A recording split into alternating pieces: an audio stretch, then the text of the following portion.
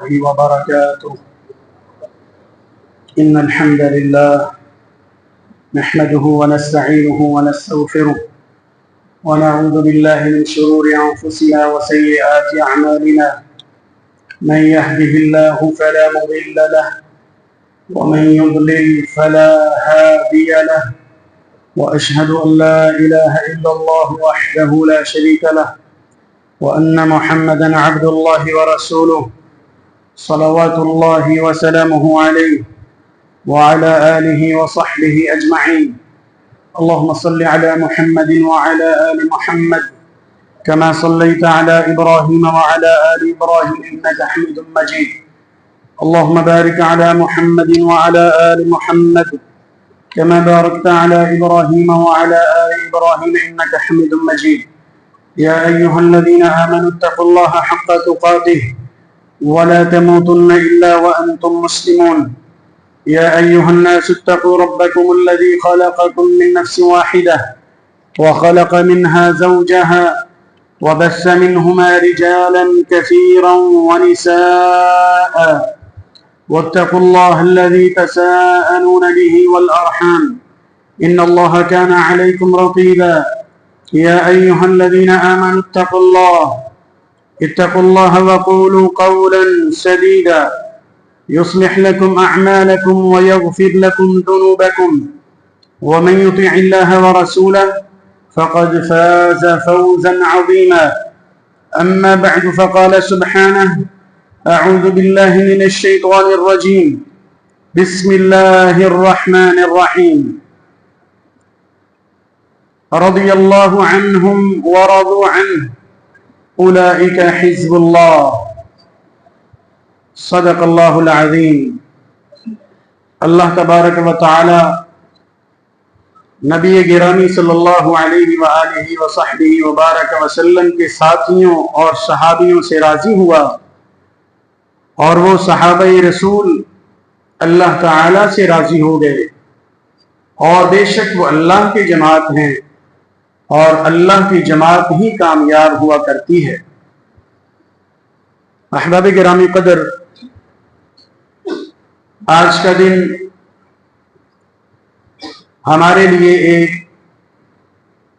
انتہائی قابل قدر دن ہے. وہ اس لیے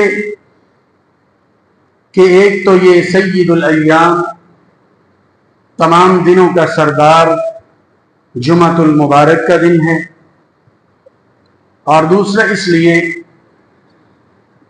کہ یہ اسلامی تقویم، اسلامی کیلنڈر یعنی ہجری سال کا پہلا دن ہے.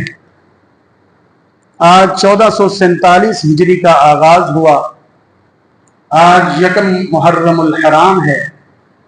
سال کے آغاز میں دعا کرتے ہیں، مالک اس سال کو ہمارے لیے امن و سلامتی کا سبب اور گہوارہ بنا دیجیے، اور سارا سال پہلے سالوں کی نسبت ہمارے اوپر اپنی خاص رحمت کا نزول فرما دیجیے. گویا یوں کہہ سکتے ہیں کہ رسول اللہ صلی اللہ علیہ وآلہ وصحبہ وبارک وسلم کو اپنے محبوب ترین ساتھی سیدنا ابی بکر الصدیق رضی اللہ تعالی عنہ کی معیت میں، ان کے ساتھ مکہ سے مدینہ کو گئے ہوئے، ہجرت فرمائے ہوئے آج 1446 برس ہو گئے. 1447واں سال شروع ہو گیا، اور یہ تاریخ ہمیں دیگر تاریخوں اور دیگر کیلنڈروں کے ساتھ یاد ہونی چاہیے. بے شک جنوری، فروری اور مارچ، اپریل کے بارے میں سیکھنا بھی ہمارا ایک ضروری امر ہے. ہماری زندگی کے کئی پہلو، کئی معاملات اس کے ساتھ ریلیٹ ہیں. اسی طرح بیساکھ، جیٹھ اور اساڑھ اور ہاڑ کے بارے میں بھی سیکھنا، وہ بھی ہماری ایک پرانی تاریخ اور روایت ہے. لیکن یہ کیا ہوا کہ وساخ، جیٹھ، ہاڑ دے بارے سانو پتا ہوئے، जनवरी फरवरी की हर तारीख साडे बच्चे बच्चे नूं याद होए, लेकिन इस्लामी कैलेंडर और तारीख के बारे ना सानू पता होए ना साडी औलादा नूं पता होए। अल्लाह हमें इस्लामी तकवीम और तारीख और कैलेंडर और जंतरी को सीख कर और इसकी अहमियत को समझकर फिर आगे अपनाने और आगे पहुंचाने की तौफीक अता फरमाए। हमारे एक एक बेटे को पता होना चाहिए कि ये इस्लामी साल कब शुरू होता है। मुहर्रम से शुरू होता है, और मुहर्रम से क्यों शुरू होता है, ये तारीख कब से शुरू हुई, इख्तिसार से जिक्र कर देता हूं। जब तारीख की कमी महसूस हुई कि ये फलां खत है, ये फलां तहरीर है, पता नहीं चलता, गटमट हो जाता है। एक तारीख होनी चाहिए, तारीख भी अपनी होनी चाहिए, गैरों के ऊपर सहारा ना करें। अपनी टेक्नोलॉजी, अपनी तारीख, अपनी तरक्की। अल्लाह हमारे वतन अजीज को हर अच्छे मैदान में तरक्की अता फरमाए। तो मशवरा जात कि ये तारीख कब से शुरू की जाए। एक मशवरा कि जब अल्लाह के पाक नबी अलैहिस्सलातु वस्सलाम पैदा हुए तब से शुरू कर ली जाए। एक मशवरा कि अल्लाह के पाक नबी अलैहिस्सलाम का इस दुनिया से चले जाना या आपका रिहलत फरमा जाना, आपकी वफात मुबारका, उस दिन को नुक्ता आगाज बना लिया जाए। एक ये कि जिस दिन रसूल गिरामी सल्लल्लाहु अलैहि वसल्लम पर पहली वही का नुज़ूल हुआ, उसको नुक्ता आगाज बनाया जाए। लेकिन जो मुंतखब और पसंदीदा राय थी वो ये, सैयदना उमर बिन खत्ताब रज़ियल्लाहु ताला अन्हु। आज की तारीख और आज का दिन हमें उनकी खास याद दिलाता है। शेर इस्लाम सैयदना उमर बिन खत्ताब रज़ियल्लाहु ताला अन्हु, अल्लाह हमें जन्नत में सैयदना उमर की हमसायगी और उनकी रफाकत नसीब फरमाना। सैयदना उमर रज़ियल्लाहु ताला अन्हु ने बाहमी मुशावरत से इस राय को इंतखाब किया, राय का इंतखाब फरमाया कि नुक्ता आगाज ये होना चाहिए कि जब नबी अलैहिस्सलाम मक्का मुकर्रमा से मदीना मुनव्वरा तशरीफ लेकर गए, हिजरत मदीना जिसको कहते हैं, अगरचे हिजरत तो रबीउल अव्वल में हुई है, लेकिन उसकी प्लानिंग, उसके बारे में मशवरा, उसके बारे में ज़हन और अल्लाह की तरफ से पैगाम वो मुहर्रम से शुरू हुआ, वो उससे पहले शुरू हुआ। तो जब से ये प्लानिंग तय हुई है उसको नुक्ता आगाज और उसका स्टार्टिंग पॉइंट बनाया गया, तो तब से हमारी ये तारीख शुरू है। तो हम कह सकते हैं आज प्यारे नबी अलैहिस्सलाम को अपने सबसे प्यारे दोस्त और साथी अबू बकर सिद्दीक रज़ियल्लाहु अन्हु के साथ मक्का से मदीना तैयबा गए हुए 1446 बरस बीत चुके हैं। ए अल्लाह हमारे प्यारे नबी पर करोड़ों रहमतें नाजिल फरमा और क़यामत के दिन उनका और अस्हाबे रसूल का दीदार हम सबको नसीब फरमा। अहबाब गिरामी, यकम मुहर्रमुल हराम,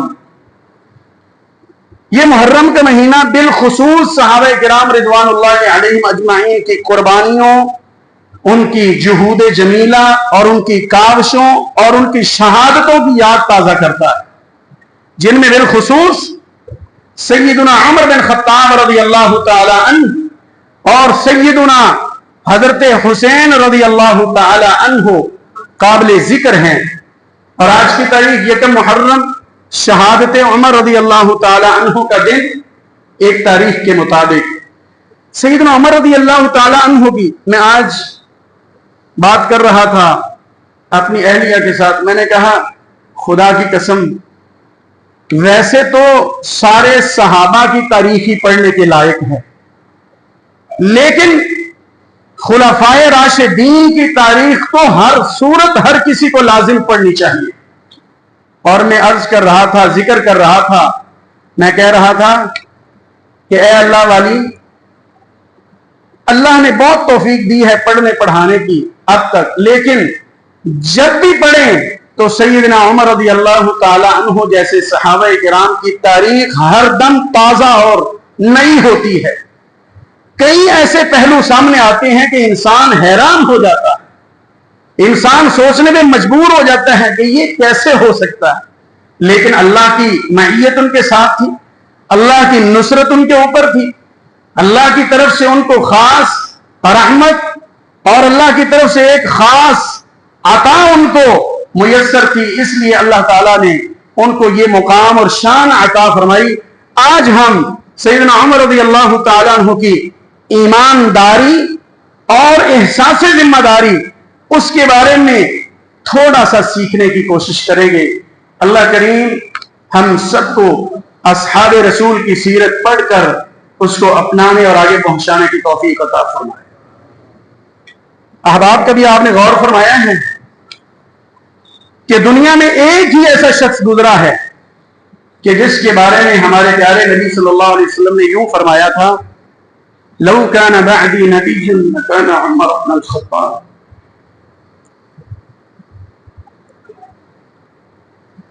اگر میرے بعد کسی نے نبی بننا ہوتا تو اس نبی کا نام عمر بن خطاب ہوتا رضی اللہ تعالی عنہ۔ آخر یہ فضیلت کیوں ملی؟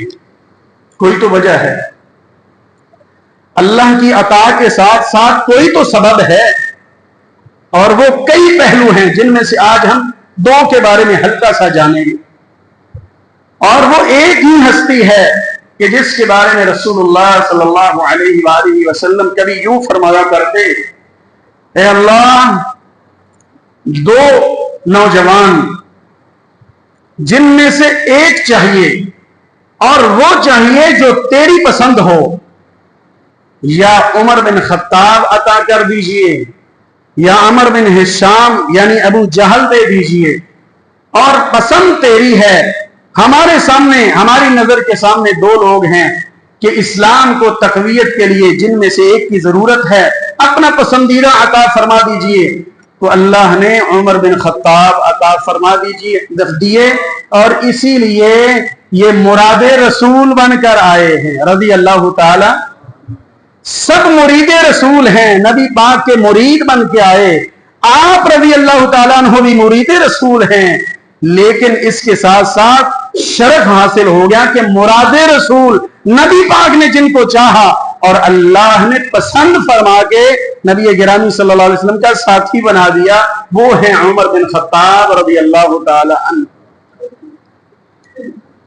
یہ یکم محرم تاریخ قریب تھی، سیدنا علی المرتضی رضی اللہ تعالی عنہ اپنے پیارے محبوب ساتھی امیر المؤمنین عمر بن خطاب رضی اللہ تعالی عنہ کے پاس سے اندر سے اٹھ کے باہر تشریف لاتے ہیں، وصیتیں سن کر آتے ہیں، عمر کی آخری باتیں سن کر آتے ہیں، روتے ہوئے آنسو جاری ہیں، اور ساتھ فرما رہے ہیں، اللہ رحم فرمائے عمر رضی اللہ تعالی عنہ کے اوپر، انہوں نے اپنے بعد میں آنے والے خلفاء کے لیے، اپنے ساتھیوں کے لیے معیار بڑا سخت بنا دیا ہے۔ آپ سوچ سکتے ہیں یہ الفاظ کتنے گہرے ہیں۔ شیر خدا سیدنا علی المرتضی رضی اللہ تعالیٰ عنہ تقوی کے پہاڑ تھے، ان کے لیے کوئی نیکی مشکل نہیں تھی اللہ کے فضل سے، لیکن وہ عمر رضی اللہ تعالی عنہ کے معیار اور ان کے اخلاق و کردار اور ان کی باتیں اور ان کی وصیتیں سن کر یہ کہنے پر مجبور ہو گئے کہ عمر رضی اللہ تعالی عنہ کیا بات کریں ان کی۔ کسی نے کہا، اے عمر رضی اللہ تعالی عنہ، آپ اپنے بعد اپنے بیٹے کو خلیفہ بنا دیجیے۔ ہر بات کی ایک خواہش تو ہوتی ہے کہ میرے بعد اور میری موجودگی میں بھی میرا بیٹا میری آنکھوں کا تارا بھی رہے اور دنیا کی آنکھوں کے سامنے بھی وہ ترقی پائے اور ایک بڑا مقام حاصل کرے۔ سیدنا عمر رضی اللہ تعالیٰ عنہ حالانکہ وہ جانتے بھی تھے، سیدنا عمر رضی اللہ تعالیٰ عنہ کے بارے میں آتا ہے، آپ فرمایا کرتے کہ میں یہ پسند کرتا ہوں، میں یہ چاہتا ہوں کہ میرے سارا کچھ میری زندگی میں مجھ سے الگ ہو جائے، جدا ہو جائے، کوئی پرواہ نہیں، مال بھی اہل و عیال بھی، لیکن میری یہ خواہش ہے کہ میرا عبداللہ رضی اللہ تعالی عنہ یہ میرے بعد بھی جیے اور لمبی عمر پائے اور ترقیاں پائے۔ یعنی ایک خاص پس منظر تھا اس کا کہ عبداللہ کے اوپر عبداللہ بن عمر کے باپ حضرت عمر کو بڑی امیدیں تھیں، اتنا قابل اور لائق بیٹا ہے رضی اللہ تعالی۔ اس کے باوجود جب کہا گیا کہ اپنے بیٹے کو خلیفہ بنا دیجئے تو فرمانے لگے کیا تم چاہتے ہو کہ قیامت کے دن ساری دنیا، سارے مسلمان، ہر شخص میرے سے سوال جواب کر رہا ہو، میرے سے پوچھ رہا ہو کہ یہ کیوں نہیں ہوا اور یہ کیوں ہوا؟ کیونکہ وہ سمجھتے تھے کہ کرسی پر بیٹھنا صرف عزت ہی نہیں ہے، صرف شرف ہی نہیں ہے، بلکہ یہ ذمہ داری ہے۔ اور حیرانگی کی بات کہ آج کا اگر خطہ دیکھیں، سعودی عرب، متحدہ عرب امارات، شام، عراق، ایران، فلسطین، اردن، کویت، قطر اور دیگر بڑی بڑی ریاستیں، ان سب پہ ایک ہی وقت میں حکمرانی کرنے والا عمر بن خطاب رضی اللہ تعالیٰ عنہ، یعنی سلطنتوں کا بادشاہ، سلطنتوں کا والی۔ اور آج یہاں کسی کو ایک کرسی مل جائے نا، ایک کرسی مل جائے، دیکھ لیجئے اپنے دائیں بائیں، اپنے حکمرانوں اور سیاستدانوں کو دیکھ لیجئے، اس کی پھر یہ کرسی برس ہا برس بلکہ نسل در نسل چلتی ہے۔ بس وہ پلان ہی ایسا کرتا ہے کہ وہ پھر کرسی سے جدا ہونے کا نام ہی لیتا، کیونکہ اس کو پتہ ہی نہیں ہے کہ کرسی ایک امانت ہے، کرسی ایک دیانت ہے، کرسی ایک سوال ہے، کرسی ایک ذمہ داری ہے جس کے بارے میں اللہ نے مجھ سے پوچھنا ہے۔ تو سیدنا عمر رضی اللہ تعالیٰ عنہ فرماتے ہیں، نہ، میں یہ پسند نہیں کرتا کہ قیامت کے دن مجھ سے ہر مسلمان سوال کر رہا ہو کہ یہ کیوں نہ کیا اور یہ کیوں کر دیا۔ حضرت عمر رضی اللہ تعالی عنہ کی ایمانداری کے حوالے سے سماعت فرمائیے۔ ایک مرتبہ آپ رضی اللہ تعالی عنہ کے پاس ایک سرکاری ملازم آتا ہے، آن ڈیوٹی، بیت المال کا ملازم آپ کے پاس بیٹھا، آپ نے اس کو کھجوریں پیش فرمائیں، کھجوریں کھا رہا ہے اور اس نے کہا امیر المومنین آپ بھی کھائیے، امیر المومنین آپ بھی کھائیں۔ فرمایا کہ نہیں۔ کہا کیوں نہیں؟ آپ ہمیں تو کھلاتے ہیں، خود کیوں نہیں کھاتے؟ بلکہ اس سے بھی بڑی بات، ہم تو بیت المال کے اونٹوں اور سواریوں پر سواری بھی کرتے ہیں، ان کا گوشت بھی کھا لیتے ہیں، ان کا دودھ بھی پیتے ہیں، اور آپ ہمیں کھجوریں بھی کھلاتے ہیں، آپ ایک تو کھائیے۔ کہا ہرگز نہیں، وہ اس لیے کہ تم لوگ تو اس بیت المال کے لیے تگ و دو کرتے ہو، صبح شام محنت کرتے ہو، جمع کرتے ہو، تمہارے لیے یہ درست ہے، لیکن میری محنت اس قدر نہیں ہے جتنی آپ کی ہے۔ میں نہیں پسند کرتا کہ میں اس میں سے ایک کھجور بھی کھاؤں۔ رضی اللہ تعالی۔ یہ ایک ایک بات میرے اور آپ کے لیے بڑا سبق ہے بھائیوں، صرف سننے کے لیے نہیں، اپنانے کے لیے ہے۔ کیا آج ہم بھی کھاتے اور کھلاتے ہوئے، گھر میں خود کھاتے اور بچوں کو نوالا کھلاتے ہوئے سوچتے ہیں کہ یہ میرے لیے جائز تھا یا ناجائز، یہ میرے لیے درست تھا یا کہ حرام؟ آگے سنیے۔ سیدنا عمر بن الخطاب رضی اللہ تعالی عنہ، آپ کو ضرورت پڑ گئی 10,000 درہم کی، 10,000 درہم، اور ہیں کون؟ امیر المؤمنین۔ اور ایک سیٹھ کو پیغام بھیجا عبد الرحمن بن عوف رضی اللہ تعالیٰ عنہ کہ مجھے 10,000 درہم ادھار چاہیے۔ انہوں نے کسی بھی وجہ سے انکار کر دیا اور کہا کہ آپ بیت المال سے لے لیجئے۔ دو باتیں کی، ایک تو انکار ہو گیا اور دوسرا کہا کہ تجویز دے دی کہ بیت المال سے لے لیجئے، امیر المومنین ہیں آپ کو بہرحال اس وقت ناگوار گزرا، رنج ہوا، جس کا ذکر آپ نے بعد میں راستے میں گزرتے ہوئے کیا بھی تھا کہ عبد الرحمن یار آپ سے پیسے مانگے تھے، آپ نے دیے ہی نہیں۔ تو فرمانے لگے کہ میں نے کہا تھا کہ ادھر سے آپ لے لیں، آپ کے پاس تو اتنا خزانہ ہے، واپس ادھر لوٹا دیجیے گا۔ کہا میں نے اس لیے آپ سے مانگے تھے کہ آپ سے لوں گا، میرے ذمے ہوں گے، تو اگر میں دنیا سے چلا گیا تو آپ میرے ورثاء سے مطالبہ کر کے لے لیں گے، لیکن اگر میں بیت المال سے لے لیتا تو لوگ میری ایک خاص قدر اور اہمیت جانتے ہیں، تو کسی نے نہیں مانگنے تھے، کسی نے یاد نہیں دلانا تھا کہ بیت المال سے اب عمر بن خطاب نے 10,000 لیا ہوا ہے، وہ واپس لوٹانا ہے، اس وجہ سے میں نے آپ سے مانگے تھے، ورنہ تو وہ سارا کچھ واقعی میرے اختیار میں تھا رضی اللہ تعالی عنہ۔ بعض دفعہ میں آج بھی کسی کے بارے میں سنتا ہوں کہ جی فلاں جو مسجد کا متولی اور ناظم ہے نا، اس سے چینج بھی لینے جائیں نا تو وہ مسجد کے پیسوں سے چینج بھی، کھلے پیسے بھی نہیں دیتا ہے۔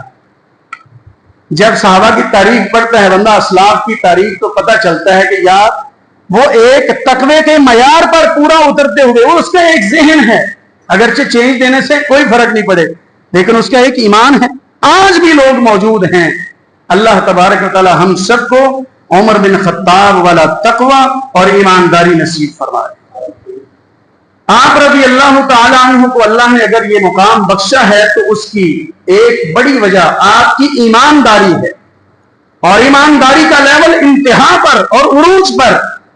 آپ رضی اللہ تعالی عنہ کے سسر کو ایک مرتبہ ضرورت پڑ گئی پیسوں کی، وہ بھی بیت المال سے لینے کے لیے اسی نیت سے آئے کہ آپ کے پاس بیت المال کے پیسے ہیں، مسلمانوں کا مشترکہ مال موجود ہے، تو آپ امیر المومنین ہیں، کچھ اس میں سے عطا کر دیجئے۔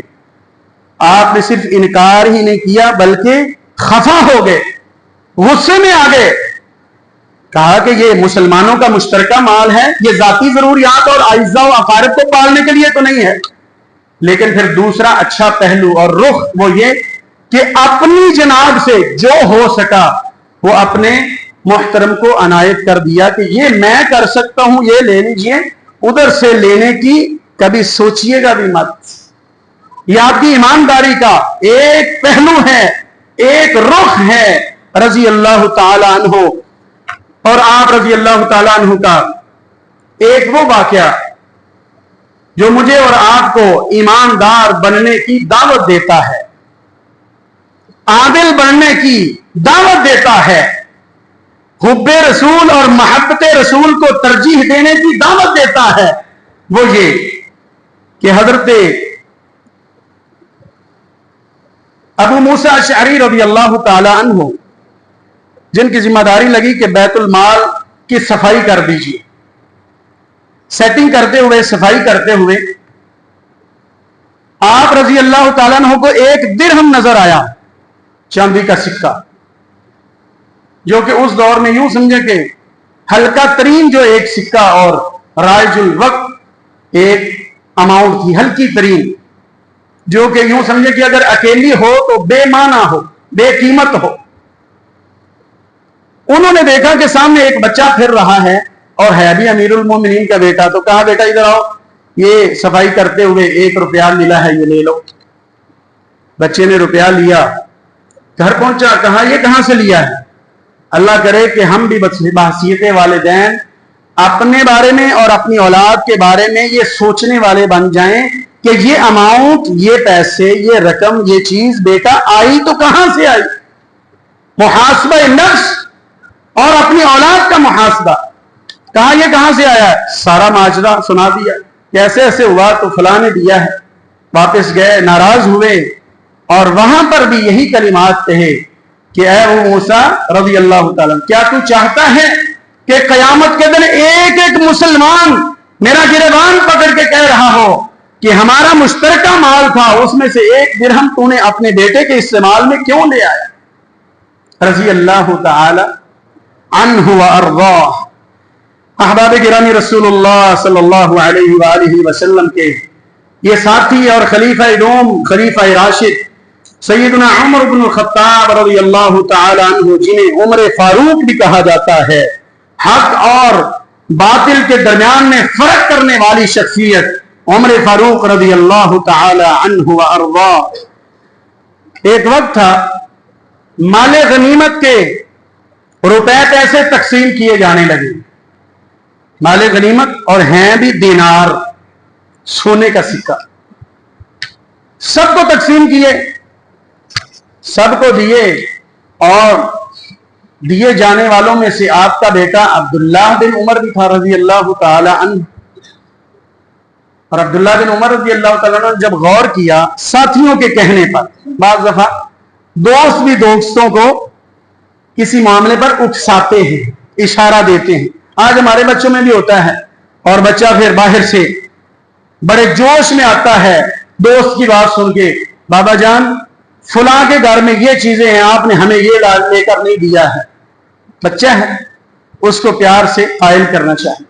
اور بچوں کو بھی چاہیے کہ اپنے والدین کے وسائل کو دیکھا کریں، گھر کے حالات کو دیکھا کریں. یہ مت دیکھیں کہ میرا کالج کا دوست ہے، فلاں میرا اسکول کا دوست ہے، ان کے گھر میں یہ ہے، ان کے والدین کا رویہ یہ ہے، ان کے گھر میں یہ ہوتا ہے.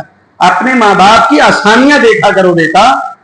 حضرت عبداللہ بن عمر رضی اللہ تعالیٰ عنہ آئے اور محبت بھرے لہجے میں اعتراض کر کے کہا، ابا جان آپ نے سب کو پیسے دیے، دینار دیے، تو مال غنیمت میں سے سب کو زیادہ ملے، اور آپ نے مجھے تو اسامہ بن زید سے بھی پیچھے چھوڑ دیا ہے، اس کو 2000 پورا ملا ہے اور مجھے 1500 عطا ہوئے ہیں.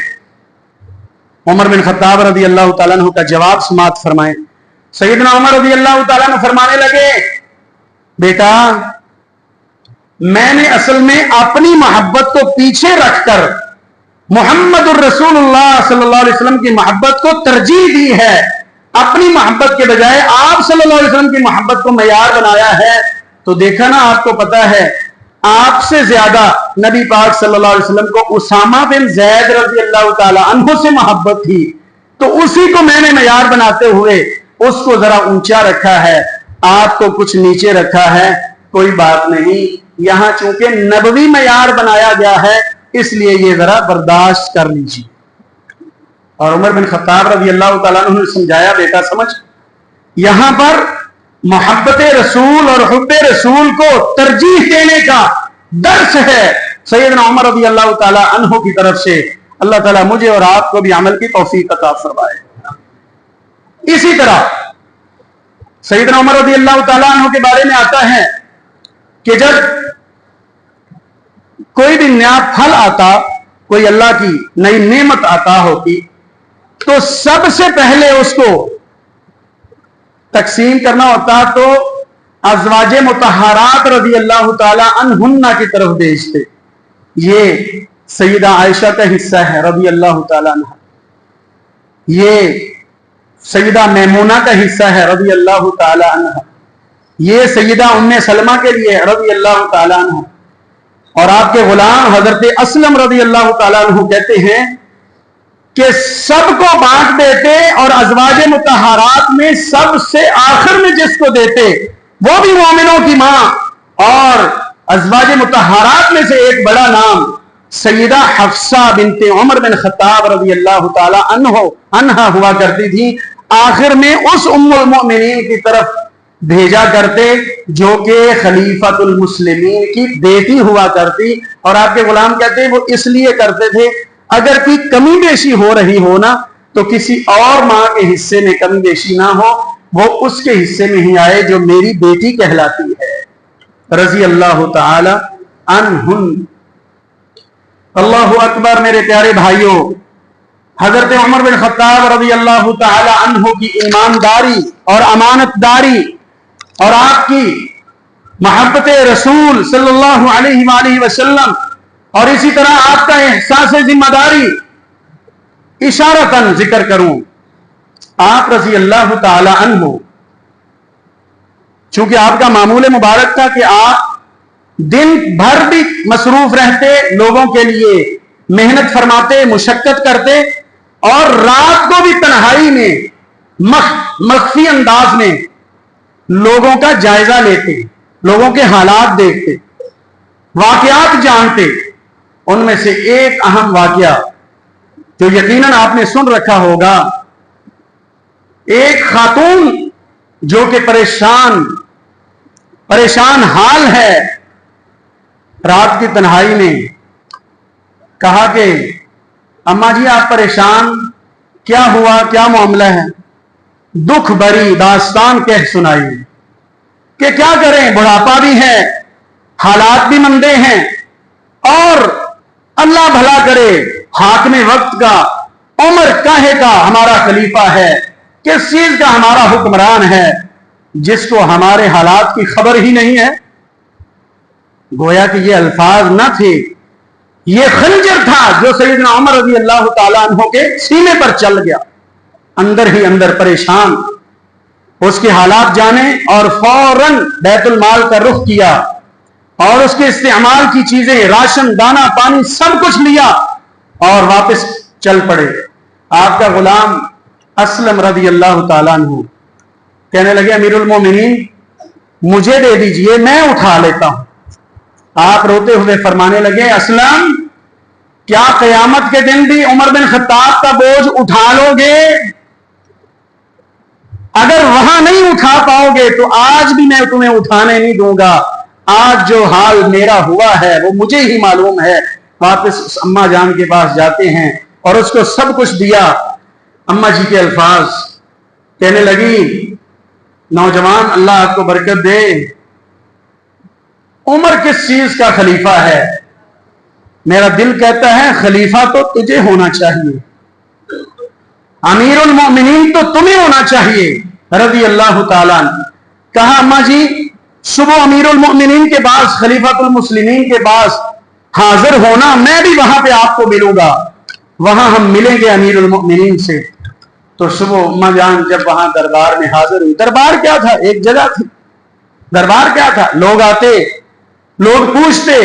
معروف واقعہ ہے جب کسی دشمن نے اور غیر نے آ کر جائزہ لینا چاہا اور پتہ کیا دیکھ کر تو آؤں عمر کون ہے، امیر المومنین کون ہے، پتہ چلا کہ دربار تو کوئی ہے ہی نہیں. اس نے دیکھے تھے کیسر و کسرا کے دربار، دربار کہاں ہے؟ کہتے دربار تو ہے ہی، کوئی بڑا محل تو ہے ہی جہاں مل سکے.